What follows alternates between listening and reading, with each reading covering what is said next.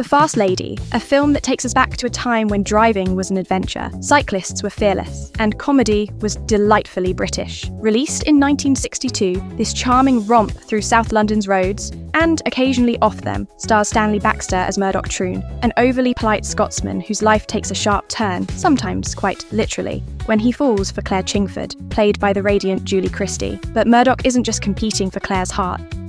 And here's a hand, my trusty fear, and gi's a hand to thine. He's also up against her formidable father, Commander Chingford, played with booming authority by James Robertson Justice.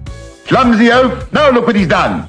And if that wasn't enough, he's also battling his own greatest obstacle, learning to drive. After an impatient driver forces Murdoch off the road, he tracks him down, expecting an apology. Instead, he finds himself face to face with Chingford, a man who considers cyclists little more than moving traffic cones. Their encounter is far from friendly. To summons you for contravening the Motor Vehicles and Road Traffic Acts of 1930 and 1934. Don't you quote the Road Traffic Act at me. But it does introduce Murdoch to Claire. The old man's always bossing people around. But I don't like the sound of those lawyers. A woman who adores fast cars and laments that her father won't let her have one. How about a buzz around the houses, Miss Chingford? The old girl goes like a bomb. Finest car in our showroom. Well, it'll have to be quick. Determined to impress, Murdoch makes a bold decision. He'll buy a sports car. Of course, he has no experience behind the wheel, but that's just a minor detail.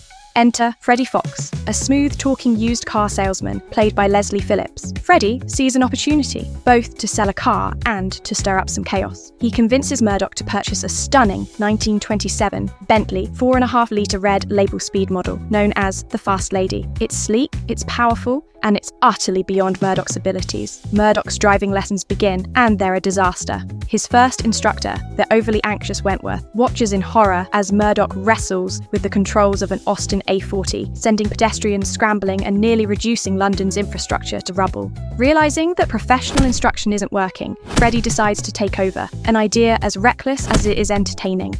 Murdoch, behind the wheel of the Fast Lady, manages to terrify Freddie, nearby drivers, and half the local population. Yet, somehow, he remains determined. Then comes the real challenge, Chingford. The gruff commander scoffs at the idea that Murdoch could ever handle a high-performance vehicle. So, a wager is made. If Murdoch can prove himself behind the wheel, he wins the right to date Claire. If he fails, well, back to the bicycle. You can handle this car, even possibly.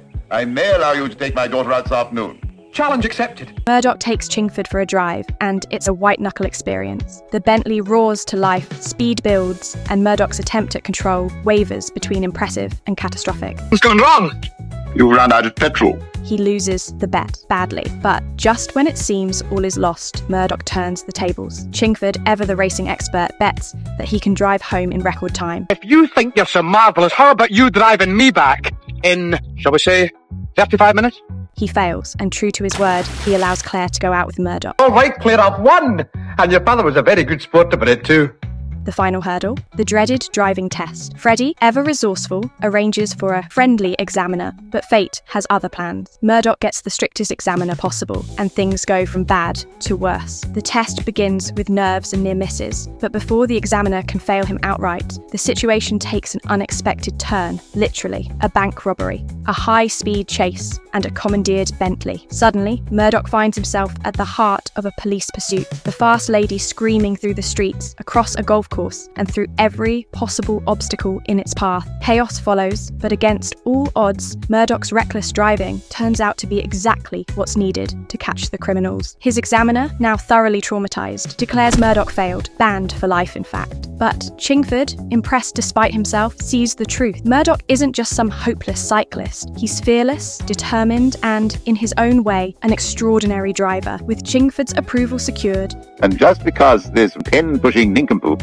is unable to recognize a good driver when he sees one, you may now go out with murder whenever you will. Murdoch and Claire's future is set. And as for the Fast Lady, she's more than just a car. She's a symbol of adventure, of courage, and of a time when romance and roaring engines went hand in hand. The Fast Lady is a perfect example of classic British comedy, packed with slapstick chaos, witty dialogue, and a love story driven by sheer determination. And of course, a very fast car. With an unforgettable cast, thrilling car chases, and plenty of laughs. It's a film that still holds up today. If you enjoyed this look back at its best moment, don't forget to like, subscribe, and let us know in the comments. What's your favourite classic car from the movies? Thanks for watching, and we'll see you next time. Oh. That's better.